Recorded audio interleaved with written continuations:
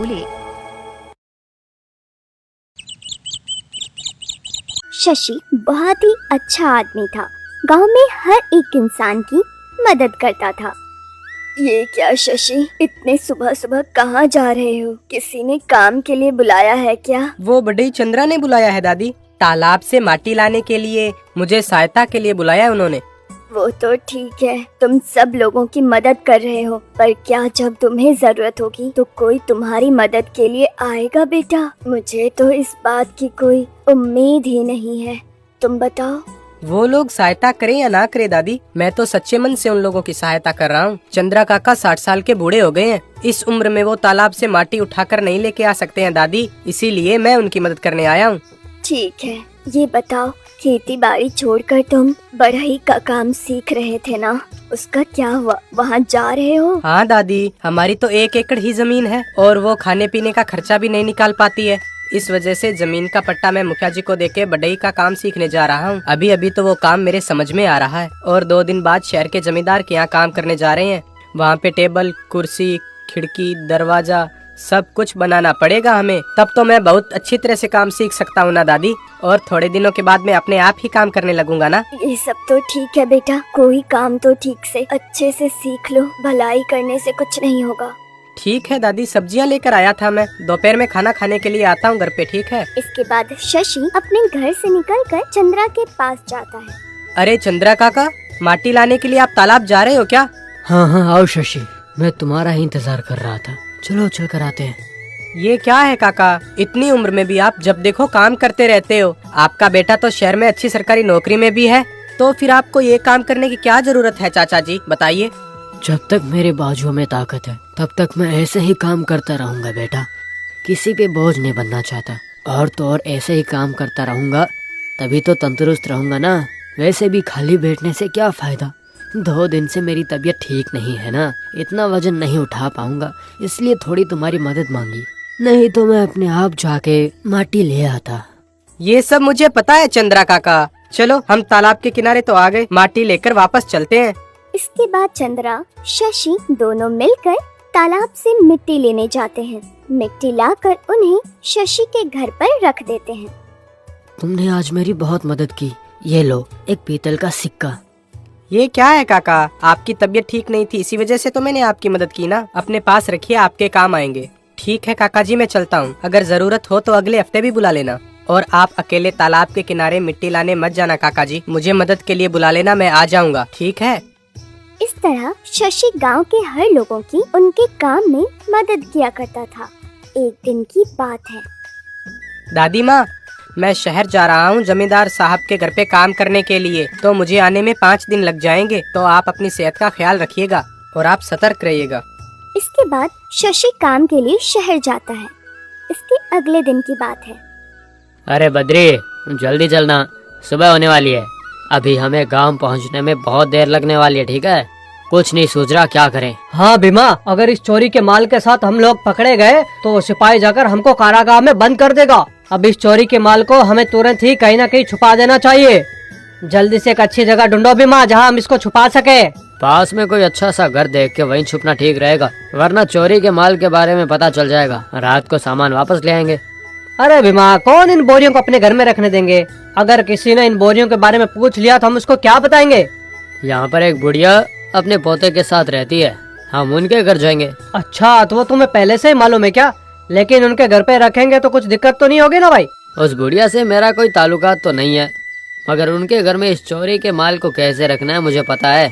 इसके लिए मेरे पास एक हल है, पहले उसके घर चलते हैं। इस तरह वो दोनों दादी के घर जाते हैं। काकी, हम लोग सीतापुर में तुम्हारी बहन रहती है ना, उन्हीं के बेटे हैं, आपसे मिलने आए हैं। ओ ऐसी बात है, तो तुमने पहले क्यों नहीं बताया? तुम लोग मेरी बहन के बेटे हो, कैसी है वो? हम लोग यहाँ से जा रहे थे तो इसलिए तुम्हारी बहन ने हमें तुम्हारे पास भेज दिया। तुम्हारे साथ तुम्हारा पौधा भी तो रहता है ना, कहाँ है वो? सुनने में आया है कि बहुत ही अच्छा और संस्कारी लड़का है, दिखाई नहीं दे रहा। वो तो किसी काम के लिए शहर गया हुआ है, अभी उसे आने में 2-3 दिन तो लग ही जाएंगे। जब तक तुम्हारा मन करे तुम लोग यहीं रहो। ये बताओ, तुमने कुछ खाया? नहीं काकी, रात भर सफर करके हम लोग बहुत थक गए हैं और सीधा तुम्हारे घर पर ही पहुँचे हैं। अब तक हम लोगों ने कुछ खाया भी नहीं है, कुछ खाने के लिए दे दोगे क्या काकी? तुम लोग फिक्र मत करो बेटा, इतनी दूर से तुम लोग मुझसे मिलने के लिए आए हो। तुम लोग तब तक नहा कर आ जाओ और मैं तुम लोगों के लिए खाने के लिए कुछ बना कर लाती हूँ बेटा। इसके बाद वो लोग पेट भरकर खाना खाते हैं। रात भर का सफर करके आए हो ना, तुम लोग थक गए होगे। अब यहीं तुम लोग थोड़ा आराम कर लो बेटा। शशि के वापस आने तक तुम लोग यहीं पर रुको और उससे मिल कर जाना, ठीक है? ठीक है काकी, हम थोड़ा विश्राम कर लेते हैं, फिर शशि भी आ जाएगा। इसके बाद वो लोग वहीं पर विश्राम करने लगते हैं। दादी बाहर जाती है। मैं तो ऐसे घबरा रहा था बिम्मा, लेकिन तुम तो बहुत होशियार हो। बहुत आसानी से कैसे दादी को तुमने चकमा दे दिया। अब बुढ़िया तो पूरी तरह से हम लोगों को अपना ही सोचने लगी है। बुढ़ापे में तो सबकी सटक जाती है। बिम्मा, हम लोग निश्चिंत यहाँ आराम से शाम ढलने तक रह सकते हैं। इन बोरियों को यहाँ पे रख के रात को आसपास की जगह पर चोरी कर लेंगे। इस तरह 2-3 दिन यहाँ पर रुक के काफी सारा माल इकट्ठा कर लेंगे, फिर सारा माल एक साथ लेकर जाएंगे। अब तुम बताओ, मैं जो कह रहा हूँ वो ठीक है या नहीं? तुम जो बोल रहे हो वो ठीक है बिमा। अगल बगल के लोग भी हमको रिश्तेदार ही समझेंगे। उस बुढ़िया ने अब तक सबको बता दिया होगा। इस तरह रात हो जाती है भीमा और बद्री के खाना खा लेने के बाद। काकी, हम लोग आसपास के गांवों में थोड़ा हमारे रिश्तेदारों से मिलकर आते हैं, ठीक है? इन बोरियों को यहीं पे रख कर जाते हैं, थोड़ा ख्याल रखना आप इनका। इतनी रात हो गई है बेटा, अभी तुम लोग कहाँ जाओगे? सुबह चले जाना। नहीं काकी, वो दिन भर मेहनत करके शाम को ही घर लौटते हैं, इसलिए वो लोग हमें अभी मिलेंगे। फिर कल सुबह तक वापस आ जाएंगे काकी। इन बोरियों का आप ख्याल रखना तब तक, समझे? इसके बाद वो दोनों रात में उसके घर से चोरी करने निकल जाते हैं। क्या बिमा, हम लोगों ने कल यहीं तो चोरी की थी, तुम मुझे फिर से यहाँ क्यों ले जा रहे हो? कल चोरी होने के बाद यहाँ के लोग सतर्क हो गए होंगे, है ना? चाहे लोग कितना भी सतर्क हो लें, रात के समय सब सो ही जाते हैं। कल हमने एक व्यापारी के घर में डाका डाला था ना, मगर आज हम डाका डालेंगे एक जमींदार के घर में। उनके पास बहुत सारा सोना चांदी रकम सब मिलेगा। है? आखिर ये तुम क्या बोल रहे हो भीमा? मतलब यानी कि अब हम लोग चलपति के घर जा रहे हैं क्या? लेकिन अंदर जाना बहुत मुश्किल है, वहाँ बहुत सारे पहरेदार होंगे। मैं सब कुछ अता पता करके ही बता रहा हूँ बद्री। अरे रात के समय तो पहरेदार भी सो जाते हैं, सिर्फ एक ही पहरेदार जगह रहता है, वो भी प्रधान द्वार के पास में रहता है। हम लोग पीछे से अंदर जाएंगे और वहाँ से सीधा जमींदार के सोने की जगह पे पहुँच सकते हैं। सारा खजाना वहीं पर रहता है। आज मुझे कुछ डर सा लग रहा है भीमा। वो चलपति जमींदार राजा का बहुत बड़ा दोस्त है। अगर हम लोग वहाँ पकड़े गए तो सीधा कारागार में भेज देगा। जैसा मैं बोलूँ वैसा ही करना, बाकी सब कुछ मैं अपने आप संभाल लूंगा। अगर इस घर में चोरी में सफल हो गए तो समझो कि हमारी पूरी जिंदगी ऐशी ऐश है, फिर और कोई दूसरी जगह चोरी करने का काम हमें कभी नहीं पड़ेगा। तुम पर भरोसा इसीलिए कर रहा हूँ, लेकिन अगर वहाँ पे कुछ गड़बड़ हो गई तो सीधा वापस चले आएंगे। हाँ, क्या बोलते हो? इसके बाद वो लोग जमींदार के घर जाते हैं और वहाँ से वो लोग बहुत सारा सामान चोरी करके लाते हैं। इतनी आसानी से उस जमींदार के घर पे चोरी हो जाएगी बिमा, मैंने ये कभी सपने में भी नहीं सोचा था। हम दोनों ने कल ही इस इलाके में चोरी की थी ना, आज फिर से इस इलाके में चोरी करने का या डाका डालने का हरगिज नहीं सोचेंगे। सारे पहरेदार भी आज सतर्क रह सकते हैं। जल्दी चलो, सुबह होने से पहले हमें उस बूढ़ी माँ के घर पहुँचना है। अगर हमें किसी ने देख लिया तो बड़ी मुश्किल हो जाएगी बिमा। इसके बाद वो लोग सुबह होने से पहले दादी के घर जाते हैं और चोरी किया हुआ सारा सामान छुपाते हैं। ये चोरी की बात राजा तक पहुंच जाती है। क्या है ये? मेरे करीबी दोस्त चलमैया जमींदार के घर चोरी हो गई है। हमारे सिपाही क्या कर रहे हैं? बहुत दिनों से हमारे राज्य में चोरी नहीं हो रही है हुकुम, मगर कल और परसों में हमारे राज्य में चोरी हो गई है। जितनी जल्दी हो सके हमें चोरों को पकड़ना होगा। अभी के अभी हमारे राज्य में ये सब बंद करवाना होगा। तुरंत हमारे राज्य में एक प्रकटना जारी करो कि चोर के बारे में समाचार देने वाले या पकड़ने में सहायता करने वाले को 1000 स्वर्ण मुद्राएं मिलेंगी। तुरंत राज्य में प्रकटना जारी करो, यह महाराज का आदेश है। रक्षक भट्ट को सतर्क रहने के लिए सूचना भेजी जाए।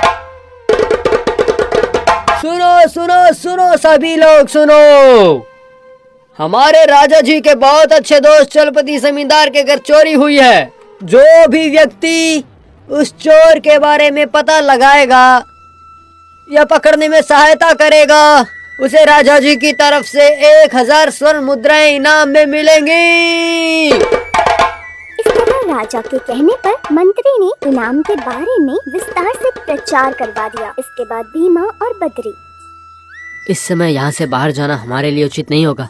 लगभग 1 हफ्ते तक ये बात सुलझ ही नहीं पाएगी, ठीक है?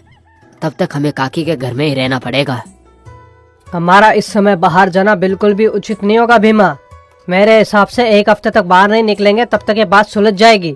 तब तक हम इस बूढ़ी दादी के घर पे इनके रिश्तेदार बन के रहते हैं। उस चीज के लिए भी मेरे पास एक हल है, तुम बस घबराना मत, मैं कहूँ वैसा करना। इसके अगले दिन की बात है। शशि अपने घर पहुंचता है। दादी, ये लोग कौन है? इन लोगों को मैंने हमारे घर पे तो कभी नहीं देखा।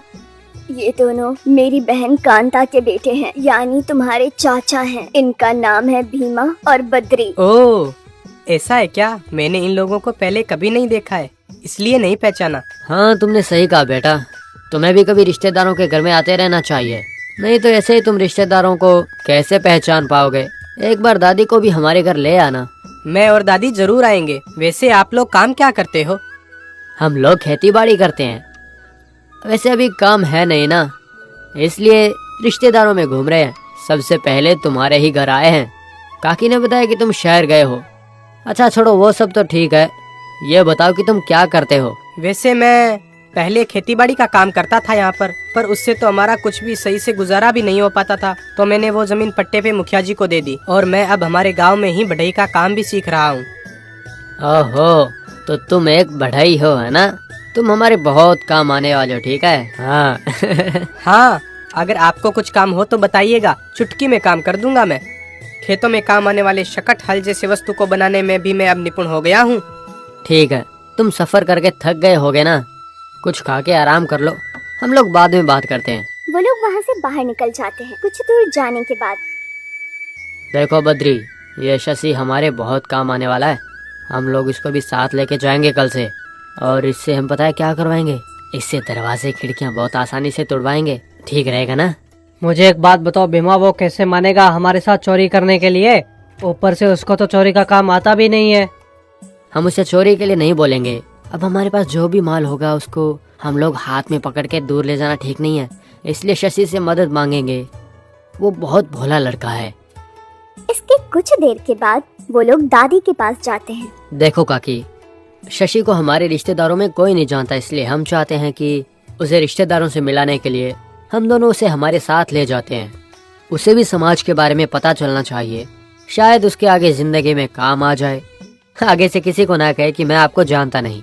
ठीक है, तुम बिल्कुल सही कह रहे हो। मैं तुम्हारी बात को समझ गई। तुमने जैसा कहा है अब मैं वैसा ही करूँगी। इसीलिए तो काकी हम उसे साथ भेजने के लिए पूछ रहे हैं। हम पूरे रिश्तेदारों में उसका परिचय करवा देंगे। ठीक है, उससे भी तुम अपने साथ ले जाना, वो भी सबसे मिलाएगा, वो भी सबको जान पहचान लेगा अच्छे से। ये देखो, बातों बातों में शशि भी आ गया। बेटा शशि, तुम इन लोगों के साथ जाकर हमारे सभी रिश्तेदारों से मिलाना कल। ठीक है दादी, मुझे भी आप लोगों की ये बात बहुत ज्यादा पसंद आई है। चलिए चलते हैं। इसके बाद वो लोग शशि को अपने साथ लेकर चल पड़ते हैं और रास्ते में शशि, तुम यहीं पे रहना, हम लोग बस अभी आते हैं। यहीं आसपास में एक जमींदार रहता है, उनके घर में सब लोग हर सोमवार को मंदिर जाते हैं। हम जाके अपना काम निपटा आते हैं। तो इन बोरियों का क्या करेंगे? अगर शशि इन बोरियों को उठाकर ले गया तो? वो ऐसा नहीं करेगा, अगर करेगा तो भी हमें उसके घर का पता मालूम है ना। ये जगह गांव के आसपास ही है और चोरी को माल कर ऐसे रख कर जाना उचित नहीं है। एक काम करते हैं, हम थोड़ी दूर जंगल में जाते हैं, वहाँ पर इन बोरियों को रखकर शशि को पहरेदारी के लिए बिठा देते हैं।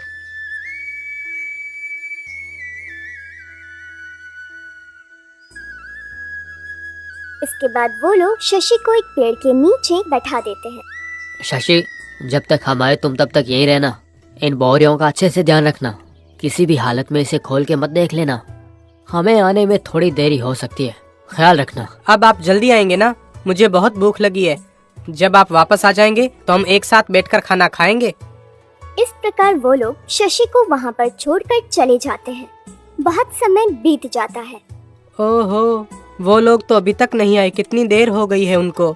मुझे तो बहुत जोर से भूख लगी है। अगर मैंने अकेले ने खाना खा लिया तो वो क्या सोचेंगे? जो होगा सो होगा। अब मैं भूख बर्दाश्त नहीं कर सकता, मैं खाना खा लेता हूँ।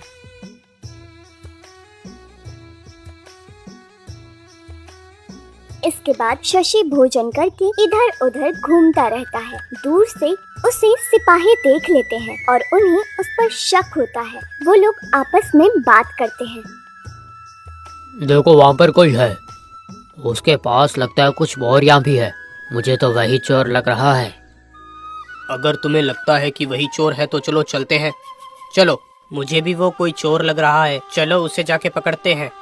इसके बाद वो सिपाही शशि के पास आते हैं। हे, कौन हो तुम? यहाँ क्या कर रहे हो? इन बोरियों में क्या है? सिपाही साहब, मेरा नाम शशि है। मैं पैदलपल्ली गांव में रहता हूं, जो यहाँ से थोड़ा ही दूर है। मैं और मेरे काका दूसरे गांव रिश्तेदारों से मिलने के लिए जा रहे हैं और वो मुझे यहाँ पे छोड़कर दूसरे गांव काम से गए हैं। मैं यहाँ पर उनका इंतजार कर रहा हूँ। बताओ क्या है? हमें तो तुम्हारी बातों पे यकीन नहीं हो रहा है। सच सच बताओ, तुम कहाँ से आ रहे हो? शशि उनकी बातें सुनकर बुरी तरह से डर जाता है और वो सिपाहियों को अपनी पूरी कहानी शुरुआत से सुनाने लग जाता है। उसकी बात सुनकर दोनों सिपाही आपस में। अच्छा, इसकी बात सुनने के बाद मुझे लग रहा है कि उन अजनबी लोगों को यहाँ आए सिर्फ 2 दिन हुए हैं। इससे पहले तुमने उन लोगों को कहीं पर देखा है क्या? नहीं नहीं, इससे पहले तो मैं उनसे कभी नहीं मिला हूँ। उन्होंने ही हमें बताया है कि वो हमारे रिश्तेदार हैं। तो वो लोग तुम्हारे रिश्तेदार नहीं है। उन लोगों ने तुम्हें और तुम्हारी दादी को धोखा दिया है। अच्छा, अब उन बोरियों को खोलो तो। इसके बाद वो लोग बोरी खोलकर देखते हैं। उसके अंदर बहुत सारा सोना होता है। हाँ देखो, ये रहा चोरी का सामान, और हो ना हो ये लोग ही असली चोर हैं। तो ठीक है, तुम एक काम करो शशि, तुम यहीं रहना, हम पेड़ के पीछे जाके छुपते हैं। ठीक है शशि, तुम यहाँ पर पहले की तरह वापस बैठ जाओ। इसके बाद वो सिपाही पेड़ के पीछे छिपकर चोर का इंतजार करते हैं। कुछ देर के बाद दोनों चोर वहाँ आते हैं और खुली हुई बोरी देखकर बहुत डर जाते हैं। शशि भी वहीं बोरी के पास ही खड़ा था। क्या रे, हमने पहले ही बोला था ना, इन बोरियों को खोलकर मत देखना। तुमने ने क्यों खोला? तुमने भी कुछ सोना लूट लिया है क्या? बोलो, ऐसे मूर्ति बन के क्यों खड़े हो? इसके बाद वो दोनों सिपाही चोर को पकड़ लेते हैं और उसे पकड़कर ले जाते हैं। तुम्हारी वजह से ही चोरों को पकड़ पाए। राजा जी के आदेशानुसार अब तुम्हें 1000 स्वर्ण मुद्राएं मिलेंगी। अब चलो हमारे साथ, चलकर 1000 स्वर्ण मुद्राएं ले आओ।